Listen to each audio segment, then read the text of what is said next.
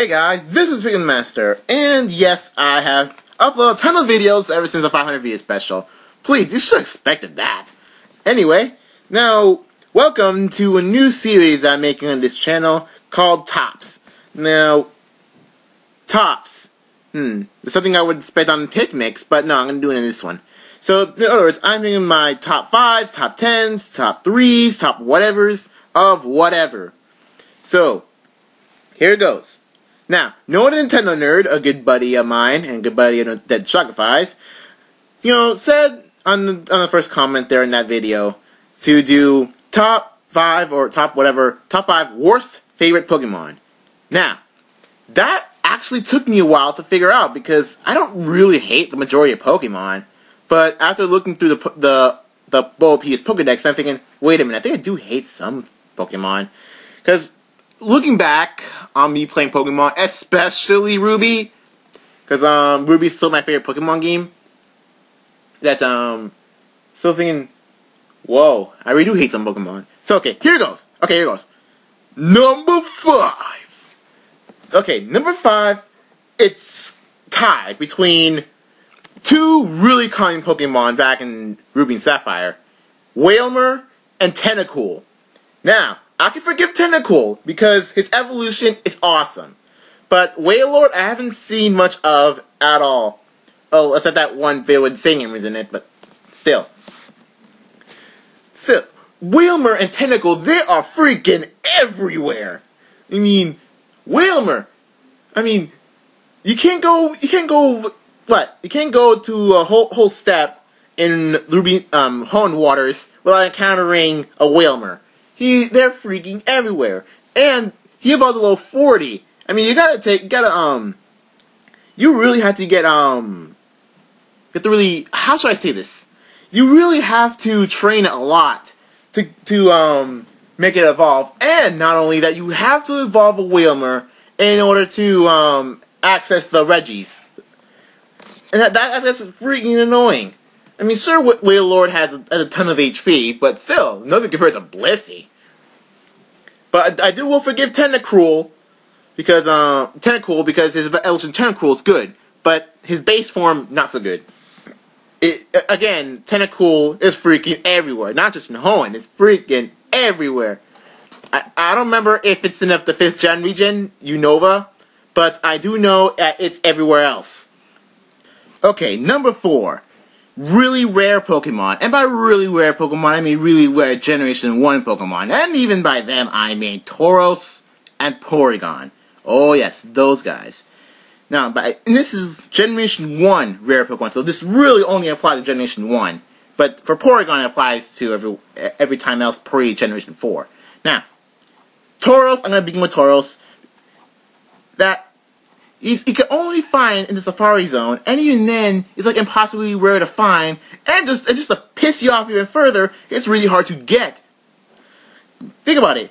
A really rare, you gotta only find in one place, it has limited access, and by limited access, you have 500 steps, and you're got to go pay again. So limited access, even then, is really difficult to find, and even then, it's really difficult to catch, because all you got is Safari Balls, just as good as a Great Ball, with Tauros doesn't have that high of a catch rate.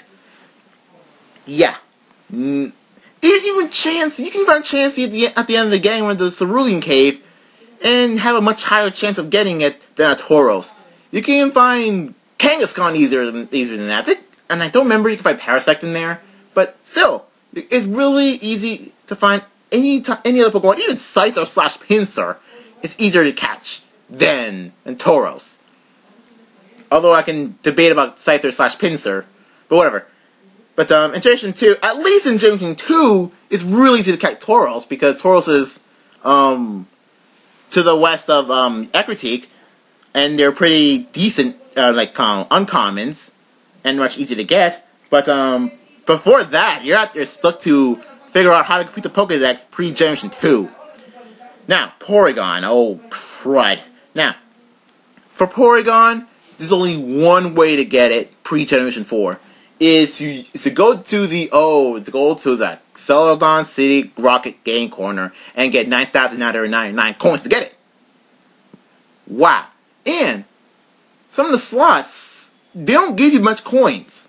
They really don't. I mean, they're pretty pointless most of the time. You have to get a ton of money to get anything close to 9,099 coins to get Porygon. Now, I will tell you, Porygon isn't that good. However, I still have one in my Pokemon Red, so which I think I transferred to Pokemon Crystal, evolved to Porygon 2. Yeah, I think I evolved to Porygon 2 back in Crystal. But still, at least, in Pokemon Crystal you can catch Porygon with a lot less number of coins. Actually, you give you like 5,000 something coins to get a Porygon in Crystal, which is really the least amount of coins you'll get to get Porygon in any game period. Even in Leaf Green, not Fire Red, in Leaf Green get 6,500, but with Crystal you get like 5,000 something. Yeah. Porygon's rarity, Tauros' rarity, that's number 4. Number 3 is, well, okay, I was originally going to put Drowsy in this slot, however, I'm going to go bump it, get rid of it, because I don't really hate Drowsy. So, number 3 goes to the majority of all Fire-type Pokemon. Yeah, you might be thinking, why Fire types? I mean, you got a thing that's Fire types? My answer? Yes, I do have a thing that's Fire types. Fire types in this game I just don't like Fire types in this game. You can say that's because I'm an Ice guy, and Ice guys don't like Fire guys, which my brother kinda is. However, he told me he prefers Ground-type Pokemon to Fire-type Pokemon, which just kinda makes somewhat sense, because parallel to me preferring Psychic types over Ice types, because Ice types apparently aren't bulky enough. Except for me Red types, but don't cares. Yeah, the majority of Fire-type Pokemon, let's start with Flareon. As you can see here, Flareon, and by extension Ho-Oh, have really good moves, however, the stats aren't good enough for them. I mean, Flareon has good special attack moves, but it has really high attack. Same with Ho-Oh. It's for that reason that Sacred Fire, even though it's clearly not a physical move, or physical-looking move, to be a physical move. And also, I think that also applied to one like Glaceon. However, I'm not going to talk about Glaceon. I'm going to talk about Flareon. Or rather, I'm going to talk about Fire types. And here's a really good example of why I don't like Fire types.